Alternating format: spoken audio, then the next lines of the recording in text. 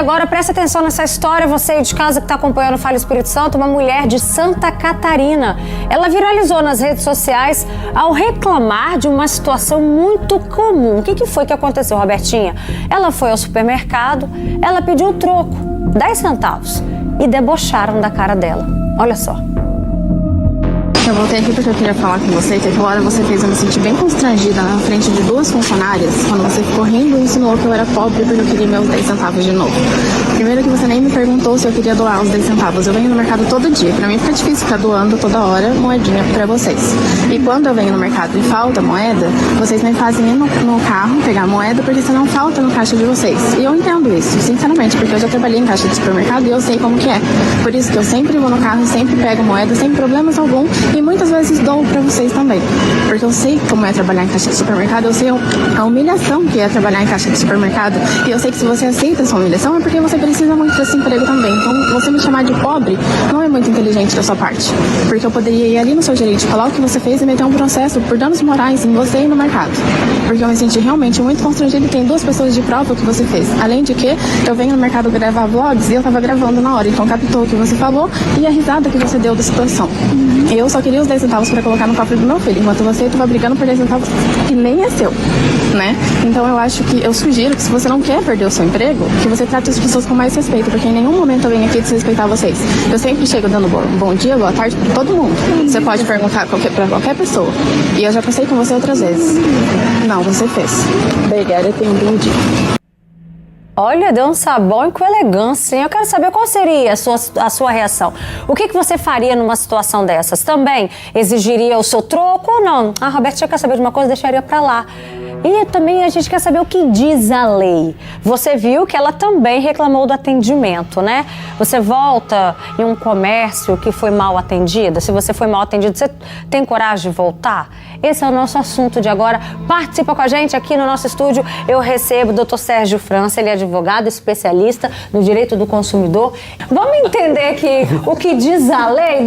A gente vai chegar nessas histórias, né, da bala, mas o que diz a lei, doutor Sérgio? Exato. Boa tarde, Roberta. Boa tarde a todos que nos assistem. Como bem exemplificado aqui, né, pela Paula e pela Elizabeth, a questão não é o dinheiro, né? São 10 centavos, é 1 centavo. A questão é o direito do consumidor. Ele tem direito de receber ali o troco em espécie para qualquer tipo de pagamento que ele venha efetuar, qualquer tipo de serviço ou produto que ele venha aí a adquirir ou contratar. O que não pode é esse estabelecimento comercial empreender essa política aí de venda do 9,99, do 9,90 e se recusar a entregar esse troco para o consumidor, né? Porque, de acordo com a teoria do risco-proveito que é prevista no Código de Defesa do Consumidor, esse risco da atividade ele não pode ser invertido para o consumidor, que é a parte mais vulnerável nessa relação de consumo.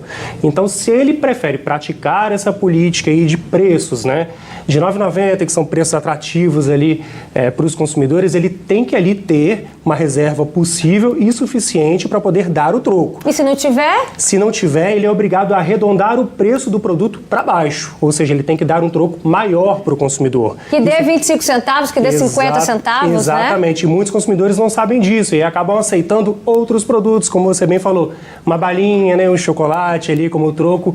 Isso até pode acontecer, mas desde que o consumidor ele concorde expressamente, não pode ser imposto, entendeu? Essa forma de troco ali para o consumidor. Ele tem o direito de receber, não tendo ali o fornecedor, o caixa ali, esse valor ali para devolver, sejam 10 centavos, 1 centavo, 5 centavos, esse troco tem que sempre ser arredondado para cima.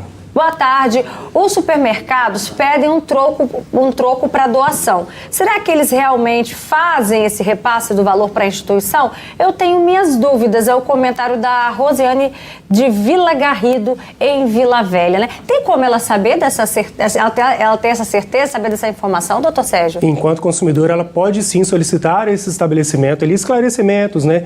A destinação desses valores que são ali recolhidos a título de doações, né? Isso é muito comum hoje em dia, principalmente principalmente em farmácias, de você arredondar esse valor ali pago e esse valor fruto do arredondamento, ele é revertido ali a uma causa, né?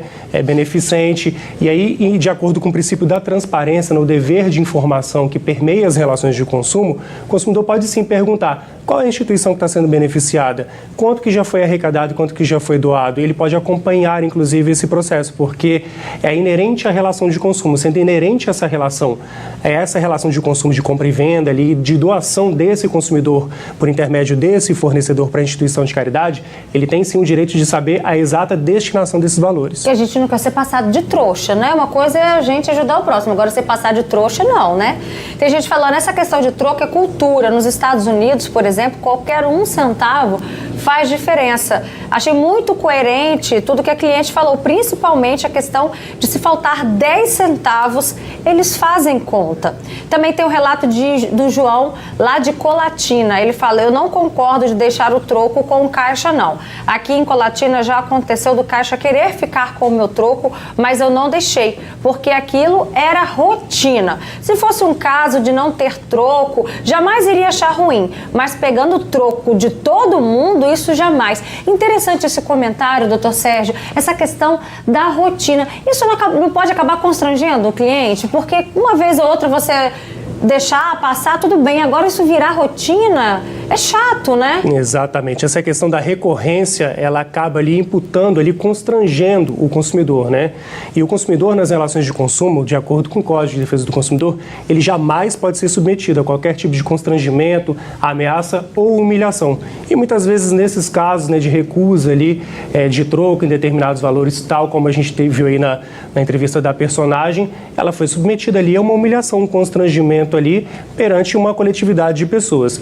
Nesses casos aí, ela tem, então, direito de procurar os seus direitos na justiça, né, ou mesmo registrar uma reclamação nos órgãos de defesa do consumidor, porque ela foi efetivamente humilhada, ela teve seus direitos de personalidade ali violados. Então, em tese, seria passível ali de recebimento de uma indenização por danos morais, por exemplo. Infelizmente, essa é uma prática muito comum, né, doutor Sérgio? A gente sabe disso, que existe muito essa questão do rótulo, né, da aparência, né? Chega a beirar o absurdo, né? Porque essa questão de distinção, né, de se violar a isonomia, de se violar a igualdade, é proibido, né? Pelo Código Civil, pelo Código de Defesa do Consumidor, principalmente nas relações de consumo, aí que nós temos a vulnerabilidade, né, do consumidor.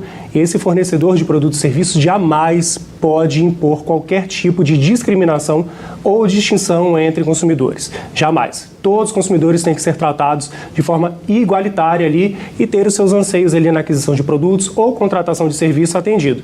O que a gente tem muito, principalmente assim, se tratando de região litorânea, né, temos diferenças aí para outros estados, é a questão da vedação, por exemplo, de ingresso em um determinado estabelecimento, de chinelos ou de bermudas ou de camisetas, regatas ou mesmo sem camisas.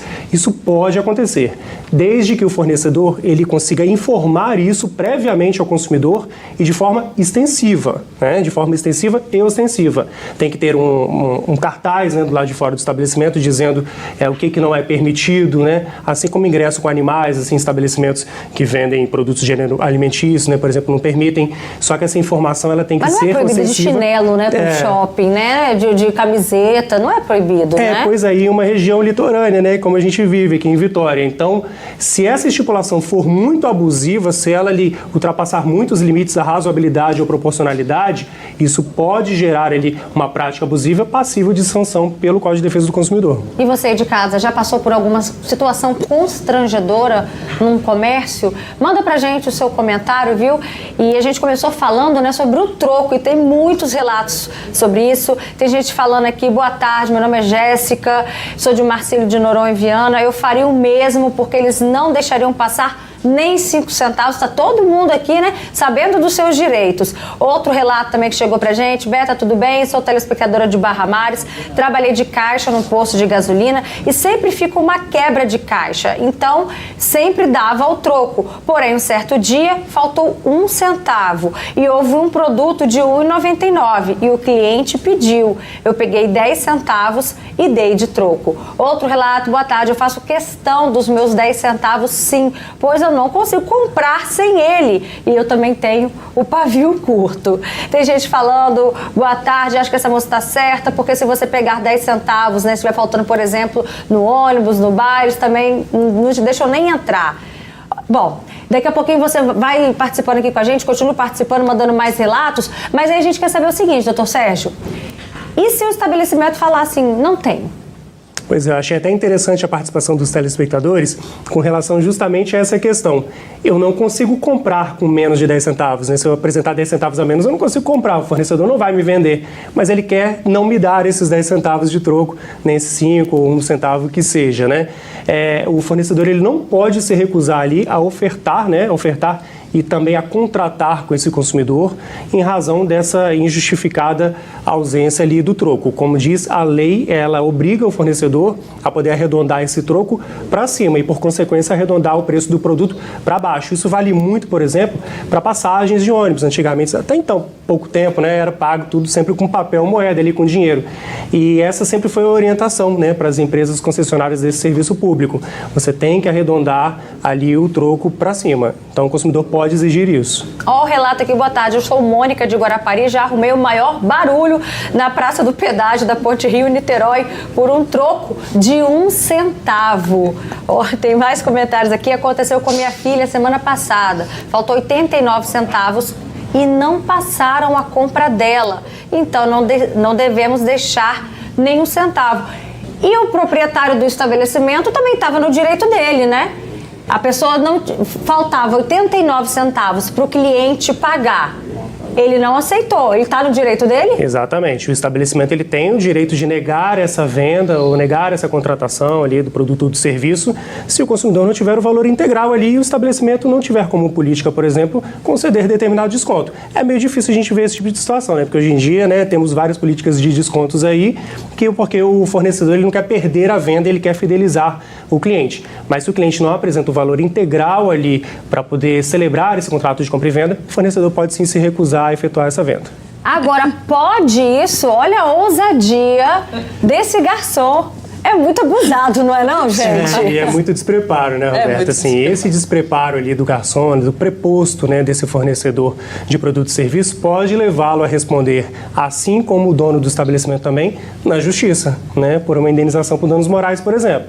Ele não pode, né, em qualquer momento, em momento algum, destratar o consumidor, expor o consumidor ali, humilhar, constranger, né, ou ameaçar.